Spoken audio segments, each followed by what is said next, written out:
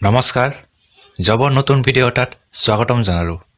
আজি মুকলিয়া নতুন ভ্যাকেন্সিখিনি আপোনালোকক দেখুৱাই যাম। ভিডিঅ'টো শেষলৈ চাব। আজিৰ 1 নম্বৰ ভ্যাকেন্সিটো আহিছে ডিবি মটৰ্ছ প্ৰাইভেট লিমিটেডৰ পৰা, location north Lakhimpur.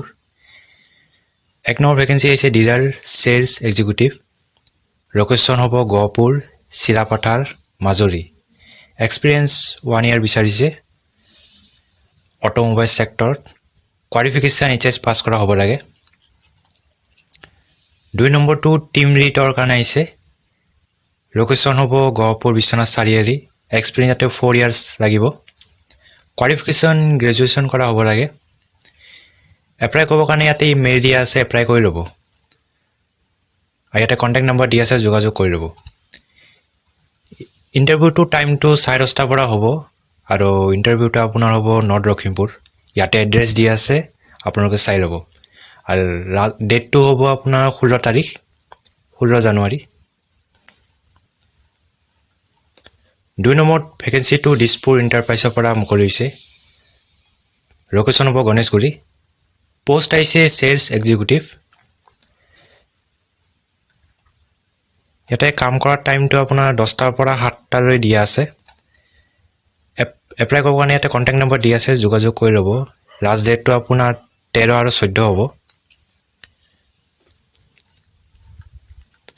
3 number ভ্যাকেন্সিটো security storage প্ৰডাক্টছৰ পৰা মুকলি হৈছে।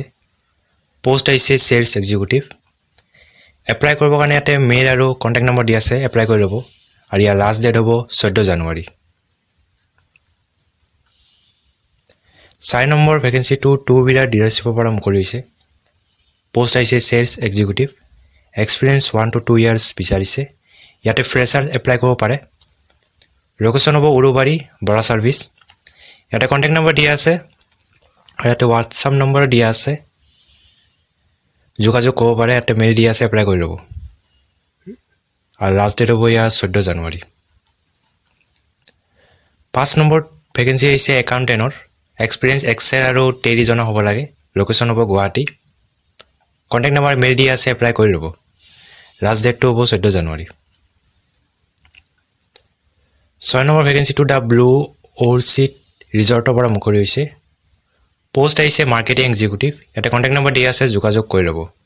ইয়াৰ লাষ্ট ডেটটো হ'ব আপোনাৰ 14 জানুৱাৰী। তো এইটোৱে আছে শেষৰটো ভ্যাকেন্সি।